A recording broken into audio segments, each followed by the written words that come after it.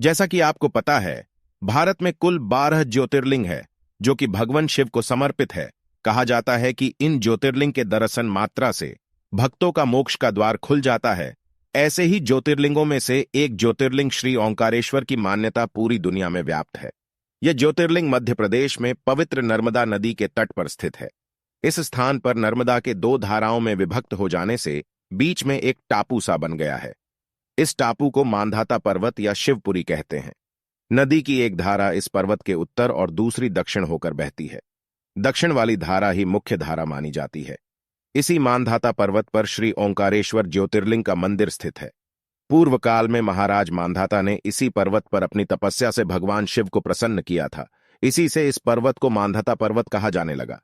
इस ज्योतिर्लिंग मंदिर के भीतर दो कोठरियों से होकर जाना पड़ता है। भीतर अंधेरा रहने के कारण यहां निरंतर प्रकाश जलता रहता है। ओंकारेश्वर लिंग मनुष्य निर्मित नहीं है, स्वयं प्रकृति ने इसका निर्माण किया है। इसके चारों ओर हमेशा जल भरा रहता है। संपूर्ण मांधाता पर्वत ही भगवान शिव का रूप माना जाता है। इसी कारण इसे शिवपुरी भी कहते हैं। लोग भक्तिपूर्वक इसकी परिक्रमा करते हैं। कार्तिकी पूर्णिमा के दिन यहां बहुत भारी मेला लगता है।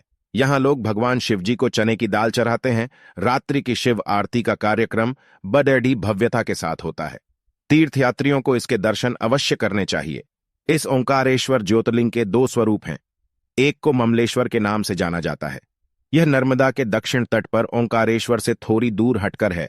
पृथक होते हुए भी दोनों की गणना एक ही में की जाती है। लिंग के दो स्वरूप होने की कथा पुराणों में इस प्रकार दी गई है। एक बार विंध्य पर्वत ने पार्थिव अर्चना के साथ भगवान शिव की 6 मास तक कठिन उपासना की। उनकी इस उपासना से प्रसन्न होकर भूत भावन शंकर जी वहां प्रकट हुए। उन्होंने विंध्य को उनके मनोवांछित वर प्रदान किए। विंध्याचल की इस वर प्राप्ति के अवसर पर वहां बहुत से ऋषिगण और मुनि भी पधारे।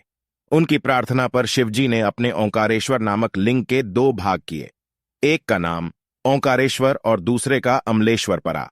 दोनों लिंगों का स्थान और मंदिर पृथक होते भी दोनों की सत्ता और स्वरूप एक ही माना गया है। शिव पुराण में इस ज्योतिर्लिंग की महिमा का विस्तार से वर्णन किया गया है। श्री ओंकारेश्वर और श्री ममलेश्वर के दर्शन का पुण्य बताते हुए नर्मदा स्नान के पावन फल का भी वर्णन किया गया है। प्रत्येक मनुष्य को इस क्षेत्र की यात्रा अवश्य ही करनी चाहिए। लौकिक पारलौकिक दोनों प्रकार के उत्तम फलों की प्राप्ति भगवान ओंकारेश्वर की कृपा से सहज ही हो जाती है।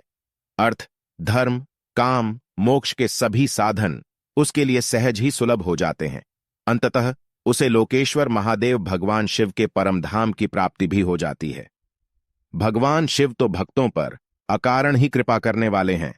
फिर जो लोग यहां आकर उनके दर्शन करते हैं, उनके सौभाग्य के विषय में कहना ही क्या है। उनके लिए तो सभी प्रकार के उत्तम पुण्य मार्ग सदा सदा के लिए खुल जाते हैं।